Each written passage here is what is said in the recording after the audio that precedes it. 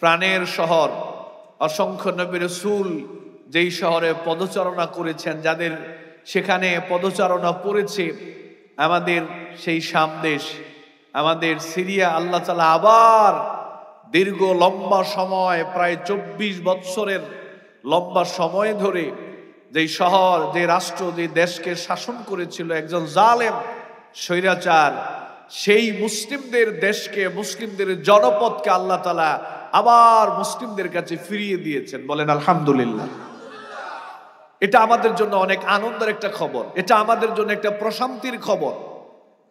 পাশাপাশি আপনাদেরকে আমরা এই নিউজ দিতে চাই, আপনাদেরকে আশ্বস্ত করতে চাই, আগামীর পৃথিবী, মুসলিমদের পৃথিবী, আগামীর পৃথিবী, ইসলামের পৃথিবী, আগামীর পৃথিবী, মাজলুমদের পৃথিবী, এই পৃথিবীতে বাংলাদেশ সহকারে যেভাবে জালেমরা, স্বৈরাচাররা, মুসলিমরা তাদেরকে যেভাবে ধাওয়া দিয়ে বিদায় করে দিচ্ছে, আগামী পৃথিবীতে এইরকম কোন জালেম, কোন স্বৈরাচার পৃথিবীর কোন জায়গায় তাদের স্থান হবে না ইনশাআল্লাহ। পালানোর জায়গা পায় না, তারা কোথায় যাবে তাদের জায়গা নাই। মূলত জায়গা না হওয়ার কারণ হলো আল্লাহ সুবহানাহু ওয়া তাআলার পক্ষ থেকে বক্তব্য রয়েছে, জালেমদের জন্য আল্লাহ তাআলা পৃথিবীর জমিনকে সংকীর্ণ করে দেয়, তাদের জন্য পৃথিবী সংকীর্ণ করে দেয়। যারা মাজলুম হয়, যারা নির্যাতিত হয়, আল্লাহ তাআলা তাদের জন্য জমিনকে প্রস্তুত করেন, জমিনকে উর্বর করে দেন, তাদের জন্য আল্লাহ তাআলা জমিনকে প্রশস্ত করে দেন। এই জন্য বাংলাদেশ সহকারে পৃথিবীর যে কোনো রাষ্ট্রেই মুসলিমরা যদি নির্যাতিত হয়, মনে করবেন ওই রাষ্ট্র, ওই জনপদের কর্তৃত্ব, ক্ষমতা আল্লাহ তাআলা মুসলিমদের হাতে দিতে যাচ্ছেন। সুবহানাল্লাহ। যেখানেই মুসলিমদের রক্ত ঝরবে, যেখানেই মুসলিমরা, যেই জনপদে মুসলিমরা নির্যাতিত হবে, ওই জনপদ আল্লাহ তাআলা মুসলিমদের হাতে তুলে দিবেন ইনশাআল্লাহ। এজন্য এটা আমাদের জন্য প্রাণের খুশির খবর যে আল্লাহ তাআলা মুসলিমদেরকে এইভাবে বিজয় দান করতেছেন। আলহামদুলিল্লাহ বলেন। বিগত 15 বৎসর ওয়াজ মাহফিলে গেলেও বুকের ভিতরে একটা চাপ থাকতো, একটা ভয় কাজ করত, রাস্তায় বের হলো একটা ভয় কাজ করত, মাদ্রাসায় প্রতিষ্ঠানে চাকরি করি সেখানেও একটা ভয় কাজ করত, এলাকায় থাকি, বাড়িতে থাকি, যেখানে আমরা ভাড়া থাকি সেখানে থাকতো একটা ভয় কাজ করত। বুকের ভিতরে সব সময় একটা চাপ, একটা আতঙ্ক, একটা ভয় কাজ করত। তারা এমন ভাবে বিগত 15 বৎসর আলেম ওলামা তথা ইসলামপন্থী মানুষগুলোকে এতটা কোণঠাসা করে রেখেছে, এতটা চাপের মধ্যে রেখেছে। আল্লাহ তাআলা বিগত 15 বৎসরে জালেমদের দ্বারা, মাজলুমদের উপরে জালেমরা যে নির্যাতন করেছে এই বাংলার জমিনে, উপহার স্বরূপ আল্লাহ তাআলা জালেমদেরকে জমিন থেকে বিদায় করে দিয়ে ওই জমিনকে আল্লাহ তাআলা মাজলুমদের জন্য প্রশস্ত করে দিয়েছেন। আলহামদুলিল্লাহ। এখন আর কোনো ভয় নাই। দেখেন না, মনে হয় যেন পুরো বাংলাদেশ এখন আলেম ওলামারা চালাচ্ছে। পুরো বাংলাদেশ আল্লাহ তাআলা আলেম ওলামা, ইসলামপন্থী মানুষদের হাতে উঠিয়ে দিয়েছেন। আলহামদুলিল্লাহ। এটাই আল্লাহ তাআলার পক্ষ থেকে দয়া। মাঝখানে আল্লাহ তাআলা আমাদেরকে পরীক্ষা করেন, ইমানের পরীক্ষা করেন, কিন্তু আল্লাহ তাআলা এই পরীক্ষার মাধ্যমে আমাদেরকে একটা রেজাল্ট, একটা প্রতিদান আল্লাহ তাআলা দেন। আলহামদুলিল্লাহ। আমরা আপনাদেরকে আরো আশ্বস্ত করতে চাই, পৃথিবী 2 ভাগে ভাগ হয়ে গেছে। এই কথাটা মনে রাখেন, আজকের আলোচনার একটা মূল পয়েন্ট। পৃথিবী 2 ভাগে ভাগ হয়ে গেছে। এক ভাগ, কথা শুনতেছেন আপনারা? যুবক ভাই যারা আছেন ভালো করে কথা শোনেন। পৃথিবী 2 ভাগে ভাগ হয়ে গেছে। এক ভাগ দাজ্জালের পক্ষ নিয়েছে, ওরা সিদ্ধান্ত নিয়েছে দাজ্জালের এজেন্ডাকে ওরা বাস্তবায়ন করবে। দাজ্জালের এজেন্ডা বাস্তবায়ন করার জন্য অলরেডি তারা গোটা পৃথিবীতে বাংলাদেশ সহকারে তারা তাদের কার্যক্রম পরিচালনা করছে। দাজ্জালের প্রতিনিধি হিসেবে ওরা দাজ্জালের সিলেবাসকে জমিনে বাস্তবায়ন করার জন্য কাজ করছে। আরেক ভাগ হচ্ছে ইমাম মাহদীর সৈনিক। ইমাম মাহদীর সৈনিক যারা, ওরা পুরো পৃথিবীতে ইমাম মাহদীর সিলেবাসকে বাস্তবায়ন করার জন্য কাজ করছে। বাংলাদেশ সহকারে সারা পৃথিবীতে ইমাম মাহদীর সিলেবাসকে বাস্তবায়নের জন্য কাজ চলছে, প্রস্তুতি চলছে। সিদ্ধান্ত নিতে হবে আমরা থাকবো কোন দলে। মনে রাখবেন, বর্তমান পৃথিবীতে 2টা দল, এছাড়া বাকি আর কোনো দল নাই। আপনি জামাত ইসলাম বলেন, তাবলিগ বলেন, চরমনাই বলেন, সুন্নি বলেন, আহলে হাদিস বলেন, তারপরে আপনার হেফাজত বলেন, যত দল আমরা বলি না কেন, পৃথিবীতে মূল দল দুইটা। বলেন মূল দল কয়টা? বলেন বর্তমান পৃথিবীতে মূল দল কয়টা? দুইটা। একটা হচ্ছে দাজ্জালের দল, আরেকটা হচ্ছে ইমাম মাহাদির দল। এক দল দাজ্জালের পক্ষ এ প্রতিনিধিত্ব করছে, আরেক দল ইমাম মাহাদির পক্ষ এ জমিনে প্রতিনিধিত্ব করছে। এর মাঝখানে আওয়ামী লীগ, এর মাঝখানে বিএনপি, এর মাঝখানে জাতীয় পার্টি, এর মাঝখানে ইসকন, এর মাঝখানে অমুক সংগঠন, এর মাঝখানে অমুক দল। এগুলো চলবে না। দল দুইটা, দল দুইটা, আর বাহিরে কোনো দল নাই। আপনাকে সিদ্ধান্ত নিতে হবে আপনি কোন দলের পক্ষে থাকবেন। সিলেবাসটা তুলে ধরি, তাহলে সিদ্ধান্তটা আপনারা জানাইবেন। আমি সিলেবাস তুলে ধরবো, সিদ্ধান্ত আপনাদের। দাজ্জালের সিলেবাসে কি কি আছে, দাজ্জাল জমিনে কি কি প্রতিষ্ঠিত করতে চায়, দাজ্জালের কারিকুলামে কি আছে, ভালো করে শোনেন। দাজ্জালের সিলেবাসে প্রথম হচ্ছে দাজ্জাল এই দুনিয়াতে মূর্তি পূজাকে প্রতিষ্ঠিত করতে চায়। দাজ্জালের 1 নম্বর সিলেবাস, দাজ্জাল জমিনের শিরিক প্রতিষ্ঠিত করবে। এই জন্য দেখবেন যত পৃথিবীতে যত স্বৈরাচার, পৃথিবীতে যত জালেম শাসক রয়েছে, ওই জালেম শাসকদের যখন পতন হয় তখন দেখবেন ওই রাষ্ট্রের মানুষগুলো আগে জালেমদের মূর্তিগুলোকে ভাঙে। এটা আমরা বাংলাদেশেও দেখেছি, সিরিয়াতেও দেখলাম। স্বৈরাচারদের মূল এজেন্ডা হচ্ছে তারা পৃথিবীতে মূর্তি পূজা শিরিককে প্রতিষ্ঠিত করতে চায়, কারণ এটা দাজ্জালের প্রথম এজেন্ডা, সিলেবাসের প্রথম পার্ট। দাজ্জাল চায় এই জমিনে অবাধে সুদের লেনদেন চলবে, পৃথিবীতে এমন কোনো বাড়ি থাকবে না, পৃথিবীতে এমন কোনো ঘর থাকবে না, পৃথিবীতে এমন কোনো মানুষ থাকবে না যেই মানুষ সুদের কারবার করবে না। এটা দাজ্জালের সিলেবাস। দাজ্জালের সিলেবাসে আরেকটা বিষয় হলো ঘুষ ছাড়া পৃথিবীতে কোনো কাজ চলবে না। সে জমিনে ঘুষ প্রতিষ্ঠিত করবে, এমন কোন মানুষ নাই যেই মানুষকে সে ঘুষের ভিতরে ঢুকিয়ে না দিবে। এটা দাজ্জালের সিলেবাস। যে কোনো মূল্যে জমিনে সে ঘুষ প্রতিষ্ঠিত করবে। বর্তমান বাংলাদেশ, পোড়া কপাইল্লা বাংলাদেশ, আমরা এমন একটা বাংলাদেশে চলি যেখানে ঘুষ ছাড়া কোনো কাজই চলে না। ঘুষ ছাড়া কোনো কাজ হয় না, প্রতিটা কাজে ঘুষ দিয়ে তারপরে করাইতে হয়। এই জন্য আমি মাঝে মাঝে রসিকতা করে বলি, বিগত 15 বছর দেখেছি এই যে আমরা যে মাহফিল করতে যাই, অনেক সময় দেখা যায় রাত্রিবেলা অনেক চিপা চাপা দিয়ে যাইতে হয়। নতুন রোড হয়েছে, রাস্তা হয়েছে, নির্মাণ কাজ। তো অনেক সময় আমরা প্রাইভেট কারে যাই, অনেক সময় বড় ট্রাক যদি মালবাহী পিকআপ যদি ওই দিক দিয়ে ঢুকতো, তা আমাদের ট্রাফিক বা পুলিশ রাত্রিবেলায় যারা ডিউটি করতো ওরা বলতো থামো, এখান দিয়ে গাড়ি যাবে না। তো কেন গাড়ি যাবে না? রাস্তা চিকন, মাত্র নতুন হয়েছে, এত ওজনের গাড়ি নিয়ে গেলে এই রাস্তা ভেঙে যাবে। দেয় না। পাশে একজন থাকে, বলে যে একটু হাদিয়া তোহফা, একটু খরচ টরচ দিয়ে দেন, তাহলে ছেড়ে দিবে। আমরাও মাঝে মাঝে এরকম করতাম। তো যখনই ট্রাকের ড্রাইভার বা পিকআপের ড্রাইভার 200-300 টাকা খুলে ওনাকে দেয়, সাথে সাথে রাস্তাটা বড় হয়ে যায়। একটু আগে ও রাস্তাটা চিকন ছিল, একটু আগে রাস্তাটা কি ছিল? চিকন ছিল। যখনই 500 টাকা ঘুষ দেওয়া হলো, সাথে সাথে রাস্তাটা কি হয়ে গেল? বড় হয়ে গেল। এভাবেই বিগত 15 বছর চলেছে। এখন নাকি বাংলাদেশে আমাদের প্রশাসনের অনেক ভাইয়েরা রয়েছে, ওনাদের নাকি মন ভালো না। ওনাদের কি ভালো না? মন ভালো না। ভালো করে শোনেন, প্রশাসনের অনেক ভাই রয়েছে আমাদের সাথে কথা বলতো যে ভাই কি বলবো, এমন একটা সিচুয়েশন করে রাখা হয়েছে, মুখে যদি একটু লম্বা দাড়ি রাখি তাও বলতো যে হুজুর মনে অমুক দল করে, এই লোক মনে অনেক দল করে। দাড়ি লম্বা রাখলেই হুজুর ট্যাগ দিত আর বলতো সম্ভবত অমুক রাজনৈতিক দল করে। প্রশাসনে চাকরি করি, লম্বা দাড়িটাও অনেক ক্ষেত্রে রাখতে পারি না। জামাতে যদি 5 ওয়াক্ত নামাজ পড়ি, সালাত আদায় করতাম, তাহলে মনে করতো উনি মনে হয় অমুক দলের সদস্য, প্রশাসনের ভিতরে ঢুকে কাজ করতেছে। একটু কোরআন তেলাওয়াত করলে সন্দেহ করতো, টেবিলের মধ্যে একটু কোরআন রাখলে সন্দেহ করত, আপনাদের আলেম ওলামাদের আলোচনা শুনলে সন্দেহ করত, আলেম ওলামাদের ভিডিও যদি ফেসবুকে শেয়ার করি সন্দেহ করত, ইসলামিক কোনো প্রোগ্রামে গেলে সন্দেহ করত, আলেম ওলামাদের সাথে সম্পর্ক রাখতে দিত না। এমন ভাবে বিগত সময়গুলো আমাদেরকে চাপের মধ্যে রাখা হয়েছে, ইচ্ছে করলেও আমরা ভালো কাজ করতে পারতাম না। একটু ভালো কাজ করলেই আমাদেরকে ট্যাগ দিয়ে দিত এ অমুক দলের সদস্য। তাহলে বিগত সময়গুলোতে কেউ ভালো থাকতে চাইলে তাকে ভালো থাকতে দেওয়া হয় নাই। আর কোন মানুষ যদি খারাপ না হইতো, ওরে চাপ দিয়ে খারাপ কাজ করাইতো। প্রশাসনে চাকরি করে আমার এক চাচা। একদিন বাজারে বসে চা খাচ্ছি, আমাকে বললো যে ভাতিজা কি করব বলো। আমার উপরের যিনি বস আমাকে বলছে প্রতি মাসে তুমি আমাকে 50,000 টাকা দিবা। কিভাবে দিবা তোমার ব্যাপার, তুমি যেই সাইটটা দেখাশোনা করো, যেই হাইওয়ে রোডে তুমি কাজ করো, 50,000 টাকা প্রতি মাসে আমাকে জমা দিতে হবে। কেমনে দিবা তুমি জানো।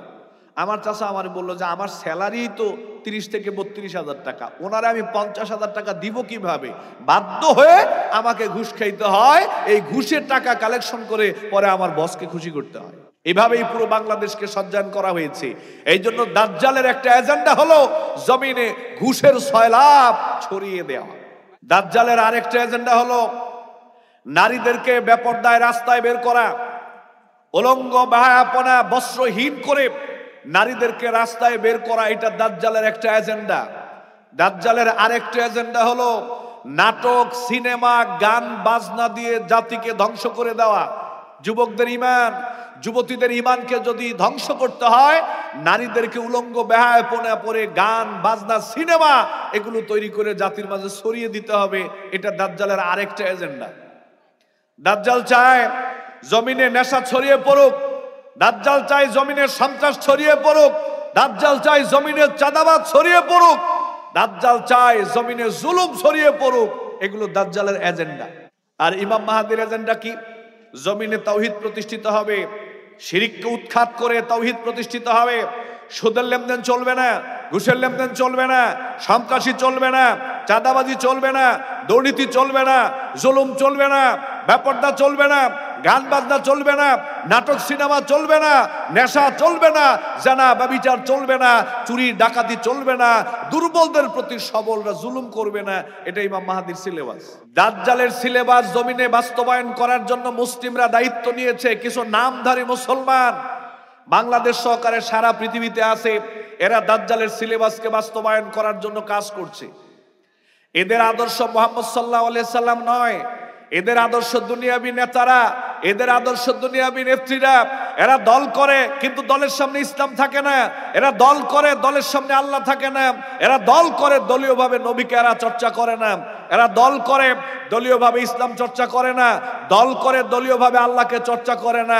এদের টার্গেট হচ্ছে এই জমিনে ক্ষমতায় যাব, ক্ষমতায় গিয়ে আমরা লুটে পুড়ে দেশটাকে খাবো, আমাদের মতো করে আমরা দেশ পরিচালনা করব। এদের সামনে ইসলামও নাই, এদের সামনে নবীও নাই, এদের সামনে আল্লাহ। এবার আপনাদেরকে জিজ্ঞেস করতে চাই, দল কয়টা? চিল্লায়ে কম, দল কয়টা? দুইটা। একটা কার দল? দাজ্জালের দল। একটা কার দল? দাজ্জালের দল। আর একটা কার দল? এইবার দুইটা হাত উঁচু করে আল্লাহকে সাক্ষী রেখে বলবেন, আমরা কার দলে থাকবো? বলেন কার দলে থাকবো? লিল্লাহে তাকবীর, লিল্লাহে তাকবীর। হাত নামান। যুবক ভাইদেরকে অনুরোধ করছি, নেতার পিছনে গিয়ে লাভ দিবেন না। আপনার নেতা দাজ্জালের সিলেবাস বাস্তবায়ন করার জন্য কাজ করছে, ইমাম মাহাদির সিলেবাস বাস্তবায়ন করার জন্য কাজ করতে হবে। আল্লাহ তৌফিক দান করেন, বলেন আমিন। এইবার আমার সাথে বলেন, আগামীর পৃথিবী ইসলামের পৃথিবী। বলেন আগামীর পৃথিবী, বলেন আগামীর পৃথিবী ইসলামের পৃথিবী, আগামীর পৃথিবী মুসলিমদের পৃথিবী। ইনশাআল্লাহ গোটা পৃথিবী আবার মুসলিমরা শাসন করবে, কোরআন হাদিস দিয়ে আগামীর পৃথিবী চলবে ইনশাআল্লাহ। আমরা এমন কিছু হতভাগা মানুষ রয়েছি যাদের বিরুদ্ধে কিয়ামত দিবসে স্বয়ং মুহাম্মদ সাল্লাল্লাহু আলাইহি ওয়াসাল্লাম বাদী হয়ে আল্লাহ সুবহানাহু ওয়া তাআলার কাছে মামলা দায়ের করবেন। আল্লাহ হবে বিচারক, আমি আর আপনি হব আসামি। বাদী হবে মুহাম্মদুর রাসূলুল্লাহ সাল্লাল্লাহু আলাইহি ওয়াসাল্লাম। প্রশ্ন হচ্ছে, কেন আল্লাহর নবী আপনার আমার বিরুদ্ধে আল্লাহ তাআলার কাছে মামলা দায়ের করবেন? কোন কারণে, কোন অপরাধের কারণে আল্লাহর কাছে নবী বাদী হয়ে মামলা করবেন? যদিও কিয়ামত দিবসে নবী সাল্লাল্লাহু আলাইহি ওয়াসাল্লাম আমাদের জন্য সুপারিশ করবেন, শাফাত করবেন। আল্লাহ নবীর সুপারিশ শাফাত ছাড়া আল্লাহ তাআলা আমাদেরকে জান্নাত দিবেন না। মাকামে মাহমুদের কাছে আল্লাহ নবী সেজদায় পড়ে থাকবেন, লম্বা সময় চলে যাবে, সেজদায় পড়ে তিনি কান্নাকাটি করবেন। একটা পর্যায়ে আল্লাহ তাআলা বলবে, হাবিব আপনি মাথা উঠান, কি চাইবেন চান, আপনাকে দেওয়া হবে। এক পর্যায়ে গিয়ে আল্লাহ নবী বলবেন, রব্বুল আলামিন দুনিয়ায় থাকতে যারা সরিষার দানা পরিমাণ ঈমান, গমের দানা পরিমাণ ইমান, জবের দানা পরিমাণ ইমান, অনুপরিমাণ ইমান, পরমাণু পরিমাণ ইমান নিয়ে যারা মৃত্যুবরণ করতে পেরেছিল, দয়া করে মেহেরবানি করে ওই মানুষগুলোকে আজকে আপনি মাফ করে দেন, ওদেরকে আপনি মাফ করে দেন। আল্লাহ তাআলা বলবে, হাবিব জান, আপনার সুপারিশকে কবুল করে নেওয়া হলো। সরিষার দানা পরিমাণ ইমান, গমের দানা পরিমাণ ইমান, জবের দানা পরিমাণ ইমান, অনুপরিমাণ ইমান, পরমাণু পরিমাণ ইমান নিয়ে যারা মৃত্যুবরণ করতে পেরেছিল, আমি আল্লাহ আজকে তাদের সবাইকে মাফ করে দিলাম। আপনি তাদের সবাইকে জাহান্নাম থেকে বের করে জান্নাতে নিয়ে যান। মাফ করে দিলাম, যান, এদেরকে আপনি জান্নাতে নিয়ে যান। এইবার নবী সাল্লাল্লাহু আলাইহি ওয়াসাল্লাম বেছে বেছে জাহান্নাম থেকে বের করে এদেরকে জান্নাতে নিয়ে যাবেন। নবী আবার সেজদায় পড়ে যাবেন, সেজদায় পড়ে আবার কান্নাকাটি করবেন। আল্লাহ বলবে, হাবিব মাথা উঠান, কি চাইবেন চান, আপনাকে দেওয়া হবে। এবার আল্লাহ নবী মাথা উঠিয়ে আল্লাহ তাআলার প্রশংসা করে বলবে, রব্বুল আলামিন, দুনিয়ায় থাকতে যারা লা ইলাহা ইল্লাল্লাহ এই কালেমার উপরে ঈমান রেখে যারা মৃত্যুবরণ করতে পেরেছিল, দয়া করে মেহেরবানি করে ওই মানুষগুলোকেও আজকে আপনি মাফ করে দেন। যারা শুধুমাত্র লা ইলাহা ইল্লাল্লাহ এই কালেমার উপরে ঈমান রেখে যারা মৃত্যুবরণ করতে পেরেছিল, দয়া করে মেহেরবানি করে ওই মানুষগুলোকে আজকে আপনি মাফ করে দেন। এবার আল্লাহ তাআলা বলবে, হাবিব, এটা আপনার ব্যাপার নয়, এটা আমি আল্লাহ তাআলার ব্যাপার। দুনিয়ায় থাকতে যারা লা ইলাহা ইল্লাল্লাহ এই কালেমার উপরে ঈমান রেখে যারা মৃত্যুবরণ করতে পেরেছিল, আমি আল্লাহ তাআলা আজকে তাদের সবাইকে মাফ করে দিলাম। আপনি তাদের সবাইকে জাহান্নাম থেকে বের করে জান্নাতে নিয়ে যান, বের করেন। সুপারিশ কবুল করা হলো, এদেরকে আপনি জান্নাতে নিয়ে যান। একবার চিন্তা করে দেখেন, সরিষার দানা পরিমাণ ইমান, গমের দানা পরিমাণ ইমান, জবের দানা পরিমাণ ইমান, অনুপরিমাণ ইমান, পরমাণু পরিমাণ ইমান, লা ইলাহা ইল্লাল্লাহ এই কালেমার প্রতি ঈমান রেখে মরতে পারলে নবী করিম সাল্লাল্লাহু আলাইহি ওয়াসাল্লাম একদিন না একদিন আমাদের জন্য সুপারিশ করবেন, আর ওই সুপারিশ কবুল করে আল্লাহ তাআলা আমাদেরকে জান্নাত দিয়ে দিবেন। সুবহানাল্লাহ। তিরমিজির বর্ণনায় আসছে, নবী করিম সাল্লাল্লাহু আলাইহি ওয়াসাল্লাম বলেন, ওয়াহিয়া লিমান মাতা লা ইউশরিকু বিল্লাহি শাইআ। দুনিয়ার মানুষ শুনে রাখো, সরিষার দানা পরিমাণ ঈমান, গমের দানা পরিমাণ ঈমান, জবের দানা পরিমাণ ঈমান, অনুপরিমাণ ঈমান, পরমাণু পরিমাণ ঈমান, কালেমার প্রতি ঈমান নিয়ে যদি মৃত্যুবরণ করতে পারো, আমি নবী তোমাদের জন্য একদিন না একদিন সুপারিশ করব। আমার সুপারিশের মাধ্যমে আল্লাহ তাআলা তোমাদেরকে জান্নাত দিবেন। তবে একটা শর্ত হচ্ছে, আল্লাহ তাআলার সাথে কাউরে শরীক করা যাবে। আল্লাহর সাথে যদি আপনি আমি শরীক করি, এই শরীক করে তাওবা ছাড়া যদি মারা যায়, নবী কোনোদিন আপনার আমার জন্য আল্লাহর কাছে সুপারিশ করবে না। আপনারা গতকালকে কালবেলা একটা জাতীয় পত্রিকা আছে, অনলাইন পেজ আছে, ওই পেজে একটা রিপোর্ট দেখলাম নাটোরের।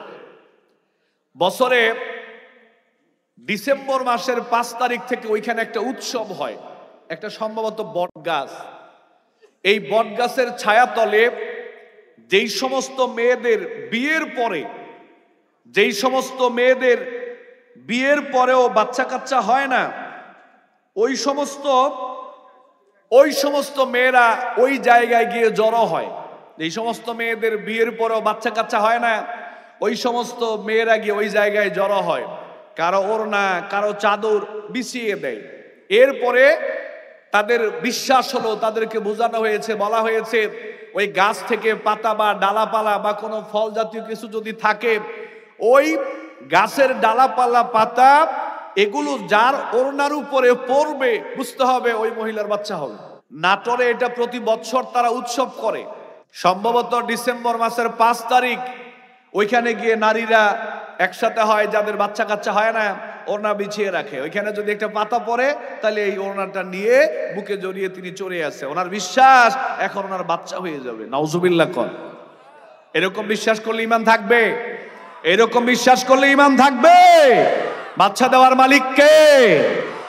এই বট গাছের ডালাপালা আপনাকে বাচ্চা দিতে পারবে? এই কথা প্রায় জায়গায় বলি, বোঝানোর জন্য বলি। নরসিংদী শহরের পাশে গত বছর ওই মাহফিলটা করেছি, এই বছর ওই মাহফিলটা করেছি।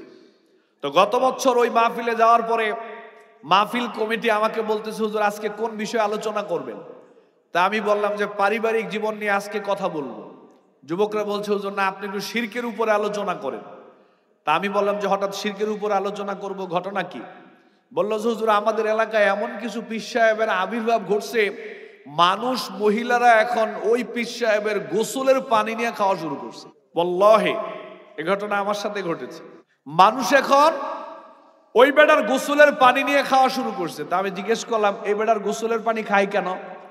তো বললো যে হুজুর, ধরেন কোনো মেয়ের বয়স হয়ে গেছে 28 বা 30, বিয়ে শাদী হয় না, এখন এমনিতে মায়ের মনে একটা দুর্বলতা, মেয়ের মনে দুর্বলতা, কেউ পরামর্শ দিছে ওই পীর সাহেবের ভিতরে কিছু একটা আছে, এই বেটার গোসলের পানি খাইলে তোমার মেয়ের বিয়ে হয়ে যাবে। এই চিন্তা করে এই বেটার গোসলের পানি নিয়ে খাওয়া শুরু করছে। কোনো মানুষ অসুস্থ, সুস্থ হয় না, বিশ্বাস করছে এই বেটার গোসলের পানি খাইলে সুস্থ হয়ে যাবে। কোন মহিলার বিয়ে হয়েছে 5-10 বছর, বাচ্চা কাচ্চা হয় না, এই বেড়িকে বুঝানো হয়েছে এই বেটার গোসলের পানি খেলে বাচ্চা কাচ্চা হয়ে যাবে। কোন ব্যক্তি বিদেশ যাইতে পারে না, বারবার ধরা খায়, পরে বুঝানো হয়েছে এই বেটার গোসলের পানি খেলে তুমি বিদেশ চলে যাইবা। আমি আপনাদেরকে জিজ্ঞেস করি, এই বেটার গোসলের পানি খেলে কি বাচ্চা হবে? বিদেশ যাওয়া যাবে? বিয়ে শাদী হবে? সুস্থতা হওয়া যাবে? এগুলো সব কে করেন? চিল্লা এখন কে করেন? সন্তান কে দেয়? সুস্থতা কে দান করে? বিদেশ নেওয়ার মালিক কে? বিয়ে শাদী কার হাতে? আল্লাহর হাতে। অতএব আল্লাহ নবী বলছে, খবরদার, ওয়াহিয়া লিমান মাতা লা ইউশরিকু বিল্লাহি শাইয়া, আল্লাহর সাথে শরীক করে তাওবা ছাড়া মারা গেলে আমি নবী তোমাদের জন্য কোনোদিন সুপারিশ করব না। এজন্য খবরদার, আল্লাহর সাথে কাউকে শরীক করা যাবে না।